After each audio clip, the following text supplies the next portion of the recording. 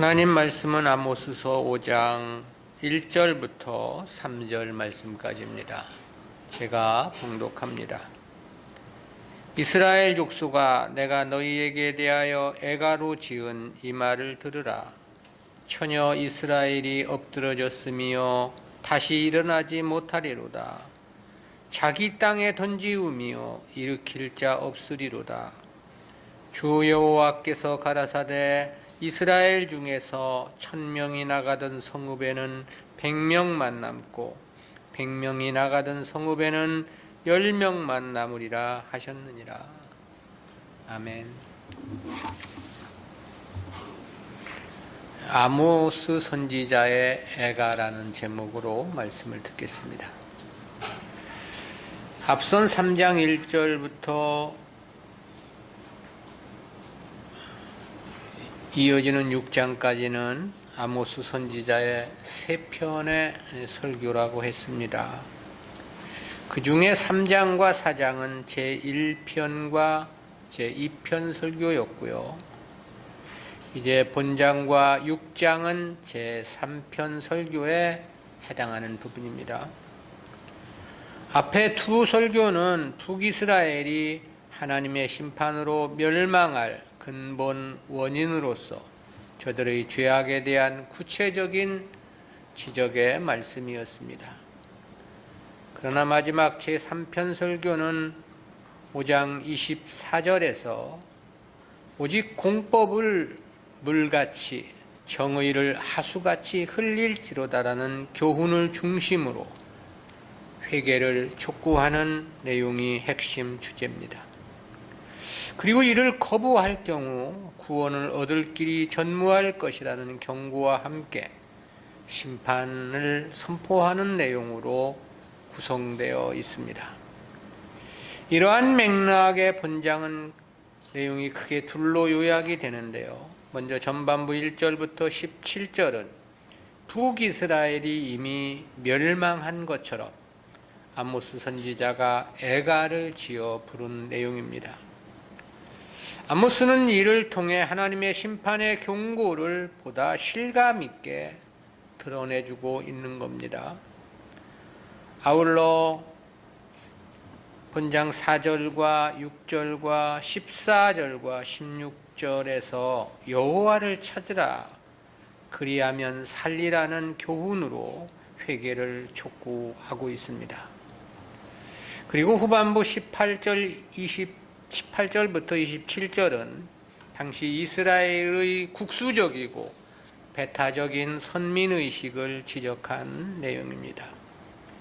당시 북이스라엘은 자신들이 하나님의 선민이기 때문에 무조건 구원을 받고 축복을 받는다는 왜곡된 인식을 가지고 있었습니다. 따라서 아모스는 저들의 형식적이고 위선적인 예배를 책망하고 심판을 경고하는 내용으로 되어 있습니다. 이러한 세 번째 설교의 전반부이기도 한 본장은 내용상 셋으로 구분이 되는데요. 그 중에서도 첫 번째 단락인 본문은 아모스 선지자의 애가 중 전반부에 해당하는 부분입니다. 여기서는 북이스라엘의 멸망이 기정사실화되었음을 근거로 부른 애가인데요. 이 부분은 구속사적 교훈까지 넷으로 구분해서 살펴보겠습니다. 첫 번째는 애가의 서론입니다. 본서의 3장부터 6장은 아모스의 세 편의 단편 설교집이라고 그랬죠. 그리고 그중 5장, 6장이 마지막 세 번째 설교입니다. 이 세 번째 설교를 시작하는 본문 1절부터 3절은 애가로 시작을 하고 있습니다. 근데 그 애가의 결론인 16절과 17절은 애곡으로 끝맺음을 하고 있음을 볼 수 있습니다. 이와 같은 애가의 구성은 간곡한 회개의 촉구에도 불구하고 이스라엘이 끝내 회개하지 않을 것을 전제하고 있는 겁니다.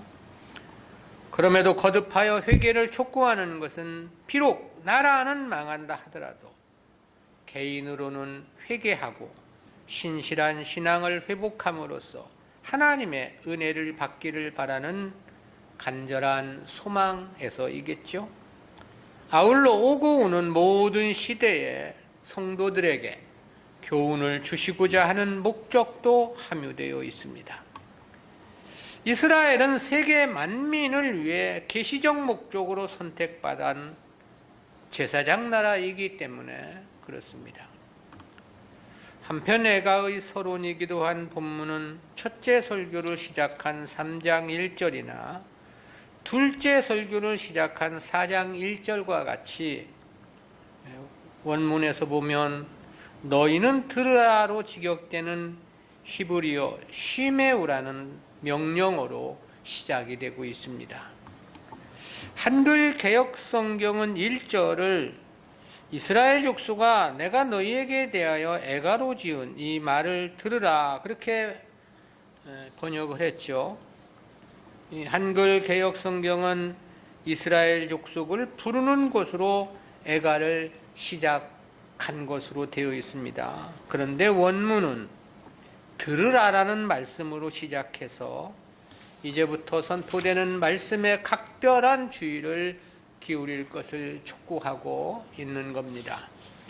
아울러 이는 지금부터 선포될 말씀이 심히 중대한 것임을 강조하는 의미도 함축하고 있습니다.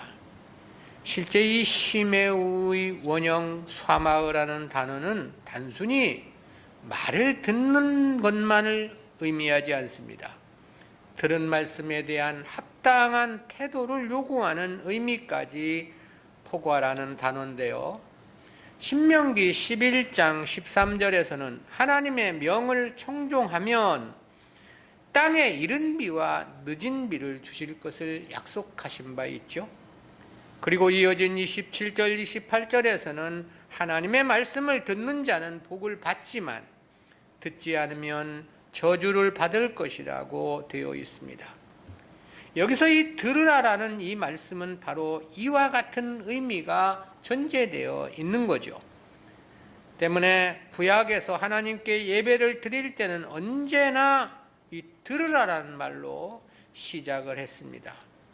예배는 하나님의 말씀을 듣는 것이 그 핵심이기 때문에 그렇습니다. 이어서 아모스는 이스라엘 족속아 내가 너희에게 대하여 애가로 지은 그랬습니다. 자신이 선포할 말씀이 애가임을 밝힌 건데요. 여기서 이 애가로 번역된 히브리어 키나라는 단어는 여자 노예 또는 노래하는 여자라는 그런 의미가 있습니다. 그렇다는 것은 이 애가가 초상을 당한 집에서 죽은 자를 애도하는 노래를 부르는 여인을 고용하는 고대 근동의 장례 문화와 깊은 관련이 있음을 보여줍니다. 사무엘하 1장 17절에 보면 다윗이 사울 왕과 요나단의 죽음을 위해 부른 노래에 대해서 슬픈 노래라고 번역했는데 본문과 같은 단어입니다. 그렇다는 것은 망자를 위해 부르는 슬픈 노래를 아모스가 북이스라엘이 당할 심판을 생각하며 부른 노래라는 의미를 나타내주고 있는 거죠. 이처럼 성경에서는 나라의 멸망에 대해 애가를 부르라고 이야기하거나 또 실제 애가를 부른 내용들이 여러 곳에서 제시되고 있습니다. 예레미야의 애가는 남유다가 바벨론에 의해 멸망한 것을 슬퍼한 예레미야 선지자의 애가죠. 한편 이 애가는 그것이 가지고 있는 독특한 리듬이 있습니다. 먼저 애가의 리듬은 비교적 짧은 문장으로 되어 있는 게 특징이고요. 그리고 문장이 연속적으로 반복되며 이어지게 한다는 특징도 있습니다. 그로 인해 내용이 단어마다 단절되어 흐느낌처럼 느껴지게 하는 효과를 불러일으키게 하는 겁니다. 2절에 기록된 애가의 경우도 짧은 문장이 2번 반복하는 형태를 취하고 있는데요. 보다 슬픈 감정을 느끼도록 하기 위해 한두 마디의 절규나 탄식처럼 내뱉는 형식을 취하고 있는 것입니다. 아모스 역시 당시 백성들에게 하나님 심판을 보다 생생하게 전달해 주기 위해서 이러한 애가 형태의 예언을 취하고 있다라는 거죠. 특히 본문에서 이 네가로 번역된 히브리어 아노키오는 주어를 강조한 표현인데요. 즉 이는 자신이 선지자로서 북이스라엘의 멸망에 대한 애가를 직접 지었다는 사실을 강조한 표현입니다. 그리고 너희에게 대하여라는 말은 북이스라엘을 가리킨 것으로서 이 애가의 수신자가 저 북이스라엘 백성들임을 나타내고 있죠. 아모스는 본래 남유다 출신 목축업자였다고 그랬잖아요. 따라서 북이스라엘과는 적대적 관계이기도 하며 또는 경쟁 관계라고도 말할 수 있겠습니다. 때문에 저들에 대한 특별한 애정이 없었을지도 모릅니다. 그러나 아모스는 하나님의 소명을 받아 북이스라엘에 가서 하나님의 뜻을 선포해야 하는 선지자였습니다. 그것도 축복의 메시지가 아니고 죄악에 대한 지적과 심판에 대한 메시지였죠. 그럼에도 저는 자기 조국이 멸망할 위기에 처한 것처럼 안타까운 심정으로 애가를 지어 부르고 있는 거죠. 이를 통해 아모스는 하나님의 심판이 반드시 이루어질 것이라는 사실을 분명히 전달했던 것이고, 그 결과 심히 혹독하고 엄중할 것이라는 사실까지를 처절하게 호소하고 있다, 그렇게 평가할 수 있겠습니다. 그렇지만 북이스라엘 백성들은 모두가 이를 외면했습니다. 당시 제사장은 아모스를 왕에게 고발하여 핍박했고 결국 아모스는 그 땅에서 추방을 당하고 말았습니다. 실로 하나님 말씀을 듣지 않는 것보다 더 큰 절망은 없다는 생각을 갖습니다. 하나님의 뜻 거부는 일말의 희망도 기대할 수 없는 인생일 수밖에 없기 때문에 그렇습니다. 두 번째는 애가의 1절 가사인데요. 앞선 1절은 애가의 서론이었습니다. 이어진 2, 3절은 애가의 구체적인 내용인데, 이에 대해서 먼저 2절에서 그렇게 보도를 했죠. 처녀 이스라엘이 엎드려졌으며 다시 일어나지 못하리로다. 자기 땅에 던지우며 일으킬 자 없으리로다. 앞에서 잠시 설명했던 것처럼 본절은 애가의 리듬, 즉 짧은 몇 개의 단어가 일정한 형식으로 반복되는 형태를 취하고 있는 겁니다. 근데 이 2절을 애가의 1절 가사라고 이렇게 표현한 것은 이게 1절 가사기 때문에 그렇게 말한 것은 아니고요. 애가는 17절까지 이어지고 있습니다. 그러나 다음 절과 구분하기 위해서 2절을 1절 가사라고, 그리고 3절을 애가의 2절 가사라고 표현을 했을 뿐입니다.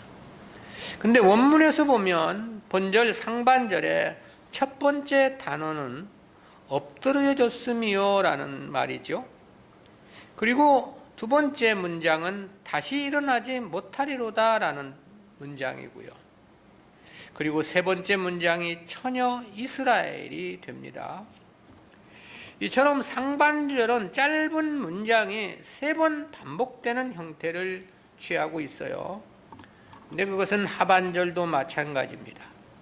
하반절 첫 번째 단어는 던지우며라는 단어고요. 두 번째는 일으킬 자 없으리로다 라는 문장이고, 세 번째 단어가 자기 땅이라는 문장인데요. 이를 보다 구체적으로 우리가 대조해 보면 상반절 첫 번째 하반절 첫 번째 단어는 엎드려졌으며에 해당하는 히브리어 나펠라라는 단어하고 던지우미어라고 번역된 히브리어 니테사라는 단어가 각각 한 개의 단어로 이루어졌습니다. 이는 공이 처절한 심정과 매우 놀란 마음에 내지르는 외마디 비명이나 절규를 나타내고 있는 건데요. 먼저 이 나펠라의 원형 나팔은 기본적으로 넘어진다라는 뜻입니다. 그런데 전쟁의 문맥에서 이 단어가 사용될 경우는 전사한다는 의미를 뜻하기도 합니다. 또 한 나라나 성읍이 대적에 의해 정복을 당한다는 의미를 나타내기도 합니다. 그러므로 본문에서는 전쟁터에서 죽임을 당하여 엎드려지며 적대 국가에 멸망당하는 상황을 묘사한 표현으로 이해할 수 있겠습니다. 실제 이스라엘이 아수르에 의해 멸망당했다는 것도 그렇다는 사실을 말해주고 있고요. 그리고 하반절 첫 번째 단어가 던지우미어로 번역된 히브리어 니타사라고 그랬잖아요. 근데 그 원형 나트이라는 단어는 기본적으로 버림을 당한다는 뜻입니다. 구약 성경에서 이 단어는 대부분이 하나님을 주어로 사용되는 경우가 많은데요. 그럴 경우는 하나님께서 자기 백성을 버리신다는 의미로 사용이 된 겁니다. 사사기 6장 13절에서는 이스라엘을 미디안 족속의 손에 붙여 침략을 당케 하셨고, 이사야 2장 6절에서는 이방 풍속을 쫓는 이스라엘을 하나님께서 버리실 것이라는 문장에서 이 단어가 사용이 됐습니다. 그러니까 상반절 1에 엎드러졌으며는 북이스라엘이 전쟁에 패할 것이라는 사실을 묘사한 것이라고 말할 수 있겠고요. 이 하반절 첫 번째 던지어졌으며는 하나님과의 언약 관계를 이행하지 아니하므로 하나님께로부터 버림을 받았다는 그 패배의 원인을 밝혀준 것이라고 말할 수 있겠습니다.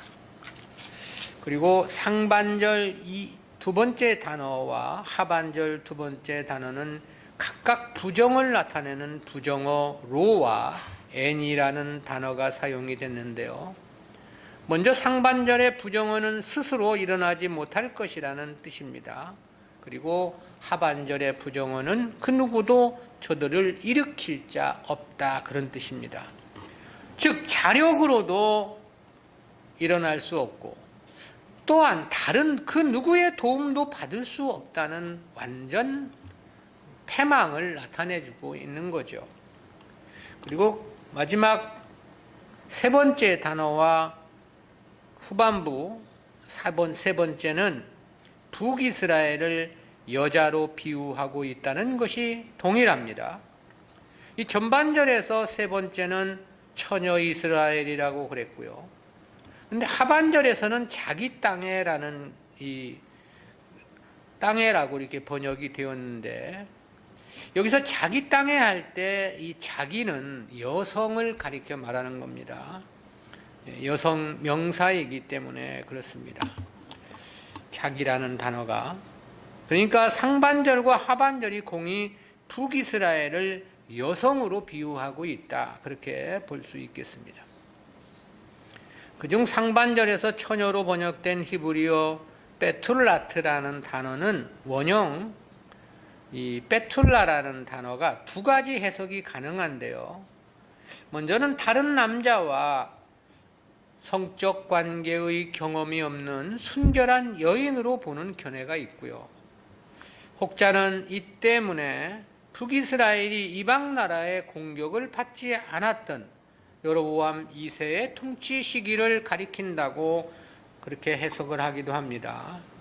그렇다면 이때는 태평성대가 지속되었지만 이들이 범죄한 이후 수많은 나라들의 침략을 받고 마침내 아수르에 의해 완전히 멸망하게 될 것이라는 의미가 되는 거겠죠. 하지만 아모스 당시 북이스라엘이 이미 여러 나라의 침공을 받은 사실을 고려한다면 이러한 해석은 조금 설득력이 떨어집니다. 그런데 이 베툴라라는 단어는 항상 처녀란 뜻으로만 사용되는 것은 아닙니다. 딸이라는 의미로도 사용되는 경우가 있는데요. 그런 점을 우리가 고려해 보면 북이스라엘을 처녀라고 부르는 것은 그들의 순결성을 강조하는 의미가 아니고요. 저들을 향하신 하나님의 소원성을 강조한 표현으로 이해를 하는 겁니다. 실제 북이스라엘은 건국 초기부터 하나님의 뜻에서는 멀리 떨어져 나갔고 그 이후에도 순결한 역사는 거의 전무했습니다. 또한 딸이란 부모와의 특별한 관계를 나타내는 건데요. 즉 북이스라엘이 하나님과 특별한 관계임을 의미한 표현이라고도 이해할 수 있겠습니다. 따라서 이는 저들에게 순결을 원하시는 하나님의 소원성의 개념과 특별한 관계성의 의미로 해석하는 것이 합당하다는 생각을 해봅니다. 그럼에도 저들이 죄악이 차고 넘쳐 이제는 심판하지 않을 수 없는 상황과 현실이었기에 이처럼 애가로 슬퍼하고 있는 것이다라는 거고요. 그리고 하반절에서 3에서의 이 자기로 번역된 이 히브리어는 보다 이스라엘의 운명을 적나라하게 묘사해주고 있는 겁니다. 여기서 자기 땅에로 번역된 히브리어 알 아드마타흐라는 단어는 직역하면 그녀의 땅바닥 위에 그런 뜻인데 되는데요.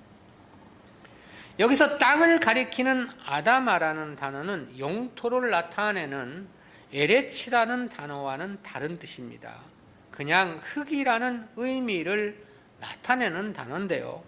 따라서 이는 여인이 맨 땅 위에 내동댕이 쳐진 모습을 연상케 하고 있는 겁니다. 즉 북이스라엘의 운명이 얼마나 비극적인가를 묘사해 주고 있는 건데요. 결론적으로 상반절 첫 번째 단어인 엎드려졌으미어와 하반절 첫 번째 단어인 던지우미어는 북이스라엘이 하나님으로부터 버림을 받았음을 슬퍼한 애가라고 말할 수 있겠고요.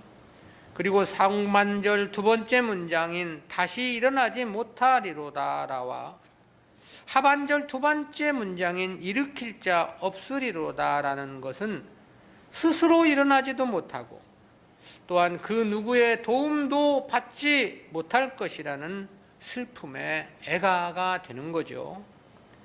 그리고 상반절 세 번째 문장의 처녀 이스라엘이 하반절 세 번째 문장의 자기 땅에라는 표현은 하나님의 딸로서 보호를 받던 귀한 신분에서 모든 지위와 자격을 박탈당하고 맨 땅에 내동댕이 쳐진 비참한 처지가 될 것이라는 사실을 슬픈 은율로 노래한 것이라고 말할 수 있겠습니다. 세 번째는 애가의 2절 가사인데요. 애가의 1절 가사는 북이스라엘이 하나님으로부터 버림을 받고 완전히 멸망을 당할 것이라는 내용입니다. 이어진 애가는 3절에서 그렇게 적시했습니다. 주 여호와께서 가라사대 이스라엘 중에서 1000명이 나가던 성읍에는 100명만 남고 100명이 나가던 성읍에는 10명만 남으리라 하셨느니라. 이는 북이스라엘이 하나님의 심판에 의해 당하는 전쟁에서 얼마나 크게 패할 것인가를 비유적으로 묘사한 내용입니다. 즉 북이스라엘이란 국가적 멸망이 심히 참담할 것인가를 극적으로 담아내주고 있는 애가라는 거죠. 1000명이 나가던 성읍에는 100명만 남는다 그랬습니다. 즉 1000명이 전투에 나갔는데 100명만 살아남을 것이라는 뜻이 되고요. 하반절에서는 100명이 나가던 성읍에는 10명만 남을 것이라고 그랬잖아요. 역시 10분의 1만 남게 될 것이라는 그런 뜻인데요. 그렇지만 이는 망해도 10분의 1은 남겨주실 것이라는 의미로서 하신 말씀은 아닙니다. 북이스라엘이 다시는 회복될 수 없도록 완전히 멸망할 것이라는 의미의 애가인 겁니다. 이러한 본문은 과거 하나님께서 이스라엘이 하나님께 순종하고 그 계명을 지킬 때 약속하신 이스라엘의 번성을 말씀한 내용과 정반대입니다. 레위기서에서는 이와 비슷한 비유로서 그렇게 말씀하신 바가 있죠. 레위기 26장 8절 말씀입니다. 너희 5이 100을 쫓고 너희 100이 만을 쫓으리니 너희 대적들이 너희 앞에서 칼에 엎드려질 것이며.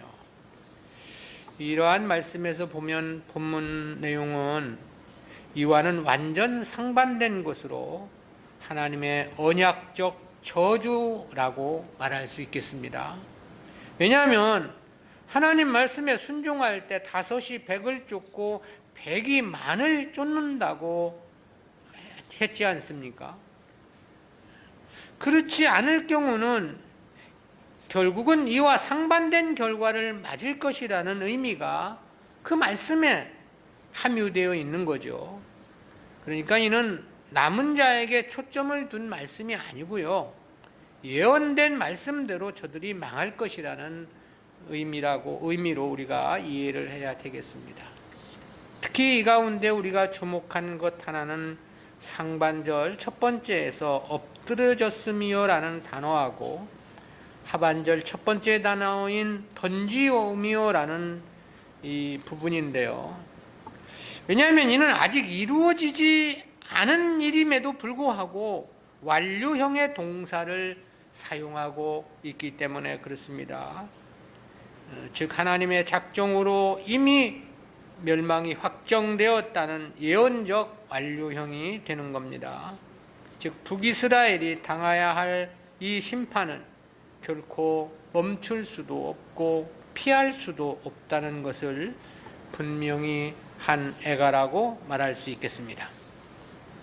우리는 이 같은 말씀에서 두 가지 구속사적인 의의를 생각해 봅니다. 첫 번째는 말씀의 사역자는 진리 증거의 극대화에 최선을 다해야 한다, 그런 교훈입니다.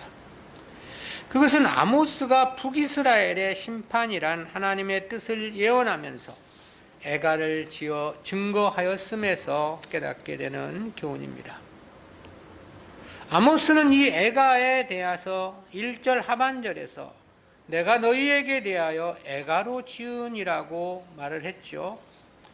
자신이 하나님의 계시를 애가로 만들어 선포했다, 그런 뜻입니다. 그 이유는 하나님의 말씀을 극대화하기 위한 하나의 방법이며 수단이었다라는 거죠. 그냥 주어진 말씀을 그대로 증거할 수도 있었겠습니다. 그냥 밋밋하게 책을 읽듯이 전할 수도 있었겠고요. 물론 그렇게 하더라도 하나님 말씀은 그 말씀대로 가치는 있는 겁니다. 또한 그 말씀의 능력 역시 동일한 효력이 있음도 분명합니다. 그러나 전하는 자의 입장에서는 보다 정성을 다하고 보다 철저한 준비된 자세여야 한다라는 거죠. 자신이 그 말씀의 진정성에 동감하고 거기에 크게 감동한 상태여야 하는 겁니다. 그리고 듣는 자들에게 수납이 잘 되도록 준비되고 정돈되어야 한다는 뜻도 함유되어 있죠. 그리할 때 같은 말이라도 듣는 이들에게 말씀의 의미 전달이 효과적일 것이기 때문에 그렇습니다.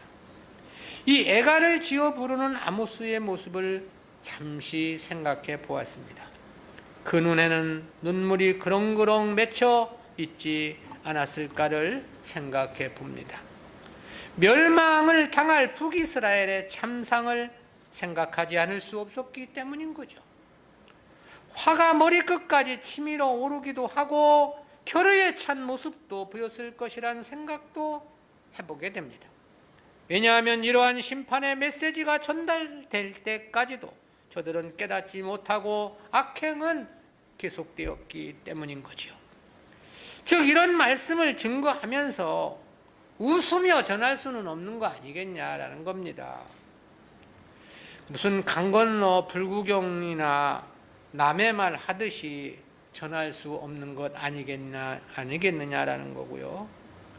그저 계시를 받은 것이니 안전할 수 없고 그래서 그냥 책을 읽듯이 그렇게 전할 수는 없었지 않았겠는가라는 거죠. 그러니 애가를 지어 부른 거죠. 요나가 니느웨 성에서의 하나님 뜻 증거가 그래야 했듯이 오히려 망하기를 바라며 이런 애가를 지어 전할 리는 만무하지 않느냐라는 것입니다. 때문에 저는 하나님의 뜻의 극대화를 위해서 애가를 지어 하나님의 말씀을 대언했던 거죠. 즉 말씀을 증거하는 사역자가 성의가 없어서는 안 된다라는 거고요. 전해야 할 말씀에 명운을 걸어야 한다라는 거죠. 요즘은 인터넷이 워낙 잘 발달되어 있어가지고 그저 설교 인터넷에서 찾으려고 하면 수천 평, 수만 편을 찾을 수가 있겠는데요.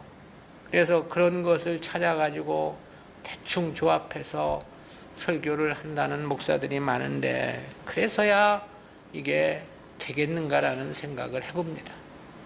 물론 그것이 정확한 하나님의 말씀에 합당한 말씀이라면 그럴 수도 있겠지만 그럴 수는 없는 거죠.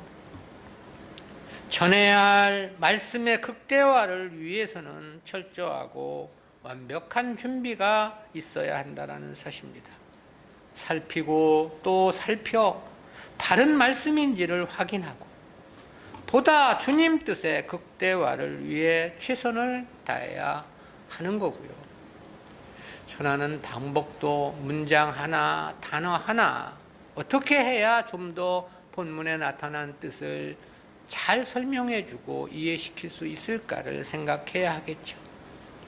자기 말 자랑이 아니라 이것이 생명의 말씀이기 때문에 그렇고요. 또한 이 말씀은 하나님 백성들의 명운이 걸린 문제이기 때문에 그렇습니다. 두 번째는 성도는 현실보다 도래할 미래에 관심을 극대화해야 한다는 교훈입니다. 이 역시 아모스의 애가를 통해서 깨닫는 교훈입니다. 애가에 해당하는 히브리어는 여자 노예 혹은 노래하는 여인이라는 의미라고 했죠. 고대 근동에서는 사람이 임종했을 경우 슬픈 노래를 부르며 호곡하는 여인을 고용해서 장례식의 분위기를 돋구는 것이 관습이었습니다. 그리고 거기서 이 애가라는 말이 유래하게 된 겁니다. 이러한 어원적 측면에서 보면 애가는 이미 죽은 자나 멸망한 나라를 위한 노래라고 말할 수 있겠습니다. 때문에 성경에서 보면 다윗은 사울 왕과 요나단의 죽음을 슬퍼하여 애가를 부름을 볼 수 있고 예레미야도 요시야 왕의 죽음을 슬퍼하여 애가를 지어 불렀다고 역대하 35장 25절에서 말씀해 주고 있습니다. 저는 또 바벨론에 의한 남유다의 멸망을 목도하며 장문에 애가를 지어 당시의 슬픔을 표현하기도 했습니다. 그런데 본문의 아모스는 아직 멸망하지도 않은 북이스라엘을 위하여 애가를 지어 부른 겁니다. 이는 분명 미래에 닥칠 일이었거든요. 그렇지만 그것을 극대화하기 위한 하나의 계시 수단이라고 말할 수 있는 거죠. 그리고 우리는 이러한 아모스의 애가에 특별한 의미를 두고 주목하게 되는 건데요. 왜냐하면 그것이 어떤 메시지든 실제 당면한 현실에서라면 그렇게 큰 의미는 없기 때문에 그렇습니다. 만약 아모스가 북이스라엘이 멸망당하는 순간이나 멸망당한 이후에 애가를 불렀을 경우를 생각해 보았어요. 만약 그렇다면 그 시대를 살았던 사람들에게는 그 애가가 무슨 큰 의미가 있겠느냐라는 생각을 해보게 되는 거죠. 왜냐하면 그것은 당사자들에게는 이미 부닥친 현실이거나 지나쳐버린 과거사에 불과하기 때문에 그렇습니다. 그렇다는 측면에서 보면 이 본문의 아모스의 애가는 북이스라엘 백성들에게는 매우 중요한 교훈적 의미를 갖는 것은 너무나도 분명한 거죠.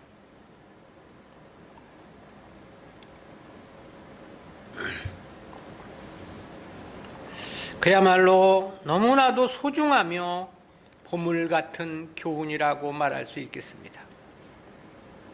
물론 당시 북이스라엘은 이에 귀 기울이지 않았습니다. 그러나 듣고 안 듣고를 막론하고 이와 같은 교훈, 예언적 교훈이 최고의 가치라는 것은 명백한 사실입니다. 이는 성도들이 장래에 필연적으로 맞닥뜨릴 수밖에 없는 현실이기 때문에 그런 거죠. 따라서 성도는 바로 이러한 예언에 관심을 극대화해야 한다는 교훈을 생각해 보는 것입니다. 그리고 그런 측면에서 하나님 말씀은 모두 다 예언이라고 말할 수 있습니다. 왜냐하면 하나님 말씀은 그 말씀 전체의 궁극적 지향점이 하나님 나라이기 때문에 그렇습니다.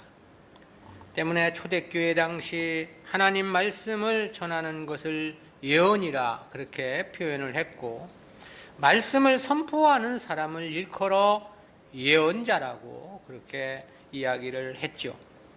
따라서 성도는 오늘이라고 하는 현실에 생각이 머물러 있어서는 안 됩니다. 하나님의 말씀이 지시하는 미래적 사건에 관심을 극대화해야 한다는 거죠. 사실 이것이 안 되면 진정한 신앙생활은 불가능합니다. 왜냐하면 이 당시 북이스라엘처럼 현실에만 주목하게 되면 현재란 환경의 노예가 될 수밖에 없기 때문에 그렇습니다. 하나님께 드려짐도 인색할 수밖에 없고요. 그런 사람들에게는 언제나 발등에 불이 현실일 수밖에 없기 때문에 그렇습니다. 주님은 너희 보물을 땅에 쌓지 말라 그렇게 말씀하지 않았습니까? 그렇지만 저들은 땅에 쌓는 일에만 집착할 것입니다. 아무리 많이 쌓더라도 만족이 안 될 것이기 때문에 그렇습니다. 주님은 보물을 하늘에 쌓으라고 말씀을 하셨습니다. 그렇지만 하늘에 쌓을 만큼 남아있는 보물의 여유가 없겠죠. 보물 자체가 없는 것이라고 말할 수는 없고 마음의 여유가 전혀 없을 것이기 때문에 그렇습니다. 바울은 그런 말을 한 바 있습니다. 로마서 8장 18절입니다. 생각컨대 현재의 고난은 장차 우리에게 나타날 영광과 좋게 비교할 수 없도다. 장차 우리에게 나타날 영광. 또 바울은 죽음을 앞두고는 그런 말을 했죠. 디모데후서 4장 7절 8절입니다. 내가 선한 싸움을 싸우고 나의 달려갈 길을 마치고 믿음을 지켰으니 이제 후로는 나를 위하여 의의 면류관이 예비되었으므로 주곧 의로우신 재판장이 그날에 내게 주실 것이니 내게만 아니라 주의 나타나심을 사모하는 모든 자에게니라. 바울은 장차 나타날 영광, 죽음 이후에 주어질 의의 면류관에 생각이 꽂혀 있었던 겁니다. 그의 일생의 삶이 그렇죠. 미래적인 하나님의 말씀에 관심이 극대화되어 있었다. 그렇게 평가할 수 있겠습니다. 그러기에 그 숱한 고난과 희생을 감내해내며 주님을 위해서, 복음을 위해서 자기 일생을 번제물과 같이 드릴 수 있었던 거겠죠. 오늘 우리의 생각은 어디에 집중되어 있는가? 미래에 관심을 가져야 한다라는 건데요. 그리고 할 수만 있다면 그 미래의 관심을 극대화해야 합니다. 즉 영생의 소망이 오늘이란 현실의 가장 중점이 되어야 하고 관심의 핵심이 되어야 한다라는 사실입니다. 어떤 상황, 어떤 상태, 어떤 현실이라 하더라도 성도의 최대의 관심은 하나님 나라여야 한다라는 거죠. 아침에도 그렇고 점심에도 그렇고 저녁에도 그렇고 일을 할 때도 그렇고 일을 하지 않을 때도 그렇고 심지어 잠에서 꿈을 꾸더라도 성도의 관심은 하나님 나라에 초점을 두어야 한다는 거죠. 그저 세상사 일로 마음이 다 거기에 가 있고 언제 우리가 하나님의 나라를 생각하며 믿음으로 살아갈 수 있겠는가? 그래야만 진정한 신앙생활이 가능하기 때문이겠죠. 그래야만 그 나라의 보물을 쌓는 삶에 열심을 더할 수도 있는 거고요. 그래야만 진리에도 더 관심을 기울일 수 있는 것이고, 그래야만 마음과 뜻을 다하고 열과 성의를 다한 주님 섬김이 가능할 것이기 때문에 그렇습니다. 우리의 마음은 어디에 집중하고 있는가? 애가를 지어 부른, 아직 멸망하지도 않았는데 애가를 지어 부른 아모스 선지자의 메시지를 통해서 하나님의 나라, 그 영생을 소망하며 살아가야 할 하나님의 메시지를 발견하게 되는 겁니다. 기도합니다. 사랑의 하나님, 은혜를 감사합니다. 오늘도 귀한 말씀을 통해서 우리가 어떠한 마음, 어떠한 정신으로 이 세상을 살아가야 하는가를 깨닫게 해주심 진실로 감사합니다. 그저 어떻게 하면 이 세상에서 남보다 한 걸음 빨리 나아가고 어떻게 하면 이 세상에서 좀 더 나은 삶을 살 수 있을 것인가에 몸부림을 치는 세상의 수많은 사람들, 그러나 하나님의 백성들은 이 세상이 아닌 하나님의 말씀에 귀 기울여야 하고 그 말씀이 지향하는 하나님의 나라 영생의 소망에 관심을 집중해야 한다는 귀한 교훈 깨닫게 해주심 진실로 감사합니다. 일을 하든 또는 일을 하지 않든 어떠한 상황 사건에서든 성도의 관심이 하나님과 그 말씀과 영원한 그 나라에 집중해야 하는 것은 그래야만 우리가 이 땅에서 승리하는 믿음의 삶을 살 수 있기 때문인데, 주여 저희들에게 그와 같은 뜨거운 믿음으로 충만케 해주시고 오직 주님을 위한 삶으로 주님께 영광 돌리는 귀하고 복된 삶이 되게 하여 주시옵소서. 감사드리옵고 예수님의 이름으로 기도드리옵나이다. 아멘.